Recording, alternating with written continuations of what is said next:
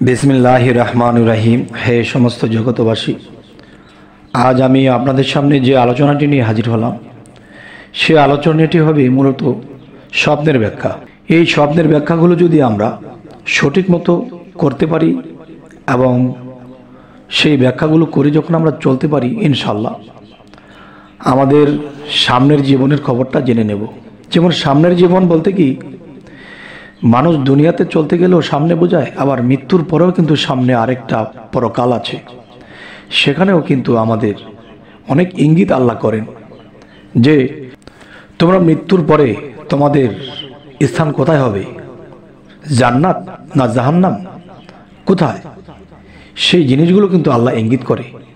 আর ইঙ্গিতগুলো করার উদ্দেশ্য হলো আল্লাহ কারো কাছে দোষারোপ হয়ে থাকবেন না। আল্লাহ আমাদেরকে ইঙ্গিত করে, দেখো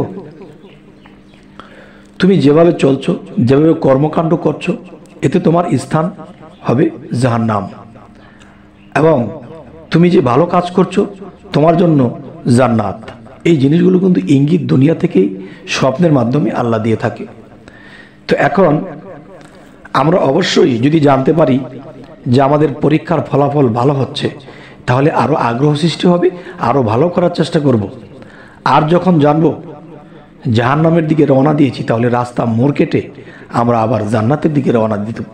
তাই বলি যে অবশ্যই আল্লাহ আমাদেরকে তৌফিক দান করুন এবং সুপথে রাখুন, এবং আমাদের থাকবে চেষ্টা, বাকি আল্লাহ করবে কাজটা।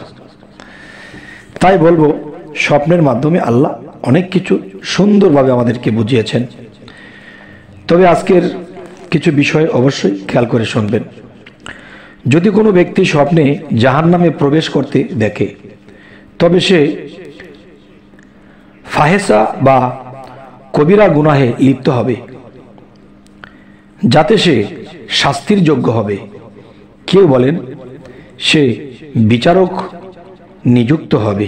এবার আসি, যদি কোনো ব্যক্তি স্বপ্নে দেখে যে তাকে দোজখে প্রবেশ করানো হয়েছে, তবে ব্যক্তি তাকে প্রবেশ, কথাটি আবার বলছি, যদি কোনো ব্যক্তি স্বপ্নে দেখে যে তাকে দোজখে প্রবেশ করানো হয়েছে, তবে ব্যক্তি তাকে প্রবেশ করিয়েছে, সে তাকে গোমরাহ ও পথভ্রষ্ট করবে এবং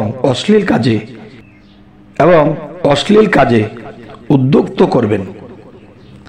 তাই বলবো যে আমরা এই স্বপ্নগুলো যখন দেখব, তখনই আমরা বুঝতে পারবো যে আমরা কি পথভ্রষ্টের দিকে চলে যাচ্ছি নাকি সঠিক পথে আছি। আচ্ছা, তো এবার আসবো, যদি কোনো ব্যক্তি স্বপ্নে দেখে যে দোজখ হতে বিনা কষ্টে ক্ষতির সম্মুখীন হওয়া ছাড়াই বের হয়েছে, তবে সে দুনিয়ায় চিন্তা ফিকিরে পতিত হবে। আচ্ছা, আমি এই কথাটি বোঝাতে পারলাম কিনা, তবে আরও একবার বলছি, যদি কোনো ব্যক্তি স্বপ্নে দেখে যে দোজখ হতে বিনা কষ্টে ক্ষতির সম্মুখীন হওয়া ছাড়াই বের হয়েছে, তবে সে দুনিয়ার চিন্তা ফিকিরে পতিত হবে। আচ্ছা, এবার আসি, যদি কোনো ব্যক্তি স্বপ্নে দেখে দোজখের গরম পানি পান করতেছে, অথবা জাক্কুম বৃক্ষ, দোজখের এক প্রকার কাটা ও বিষাক্ত আটা জাতীয় খাদ্য হতে খেতেছে, তার মানে যে বিষাক্ত আটা জাতীয় খাদ্য হতে খেতেছে তিনি। আচ্ছা, এবার আসি, তবে সে এমন ধরনের ইলম শিক্ষায় লিপ্ত হবে যে যা তার জন্য ধ্বংস ও বিপদের কারণ হবে। কেউ বলেন তার কাজগুলো সঠিক, কাজগুলো কঠিন হবে, এবং উক্ত স্বপ্ন এটাই ইঙ্গিত করে যে সে খুব খারাপই করবে। এবার আসি, যদি কোনো ব্যক্তি স্বপ্নে দেখে যে দোজখে তার চেহারা কালো হয়ে গেছে, তবে সে ইঙ্গিত করবে যে সে এমন লোকের সাথে ওঠা বসা করবে যারা মহান আল্লাহর দুশমন এবং যারা তার খারাপ কাজে প্রতি সন্তুষ্ট রয়েছে, ফলত মানুষের সম্মুখে সে অপমানিত ও লাঞ্ছিত হবে এবং তার চেহারা কালো হয়ে যাবে, আর তার শেষ পরিণাম ভালো হবে না। হে সমস্ত জগতবাসী, দোজক জাহান্নাম কিন্তু শুধু মুসলমানের জন্যই নয়, যে যে ধর্মেই থাকুক না কেন, তার ধর্ম যদি সঠিক হয় এবং সেই ধর্ম অনুসারে যদি সে না থাকে, তাহলে সে অবশ্যই জাহান্নাম দোজক ভোগ করবেই। আচ্ছা, এবার আসি, যদি কোনো ব্যক্তি স্বপ্নে দেখে যে সে সর্বদা দোজকে বন্দী রয়েছে এবং বুঝতে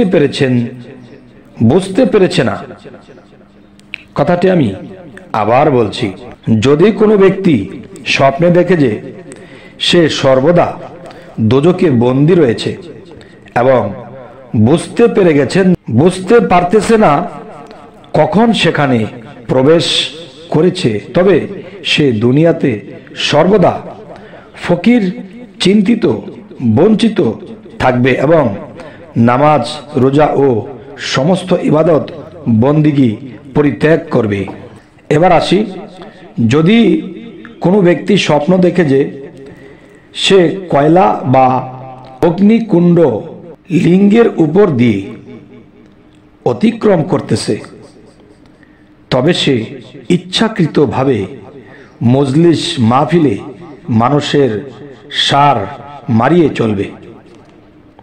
কথাটি আমি আবার বলছি, যদি কোনো ব্যক্তি স্বপ্নে দেখে যে সে কয়লা বা অগ্নিকুণ্ড লিঙ্গের উপর দিয়ে অতিক্রম করতেছে, তবে সে ইচ্ছাকৃতভাবে মজলিস বা মাহফিলে মানুষের ঘাড় মারিয়ে চলবে। অবশ্যই আপনারা এই কথাটি বুঝতে পেরেছেন যে অনেক মানুষ আছে যে মানুষকে মানুষ মনে করে না, তার উপর দিয়ে হেঁটে যায়, সালাম শ্রদ্ধা নেই, বেদব স্টাইল, এই লোকটার কথাই এটা বলা হয়েছে। আচ্ছা, এবার আসি, যদি কোনো ব্যক্তি স্বপ্নে দোজকের আগুন দেখলে এটা তাড়াতাড়ি ফিতনা, ফাসাদ, পতিত হওয়ার ইঙ্গিত করে, যেহেতু মহান আল্লাহ তাআলা বলেন, তোমরা তোমাদের ফিতনা বা আযাবের স্বাদ গ্রহণ করো, এটা উহাই যার সম্পর্কে তোমরা তাড়াহুড়া করতেছিলে। সূরা আজ জারিয়াত আয়াত 14।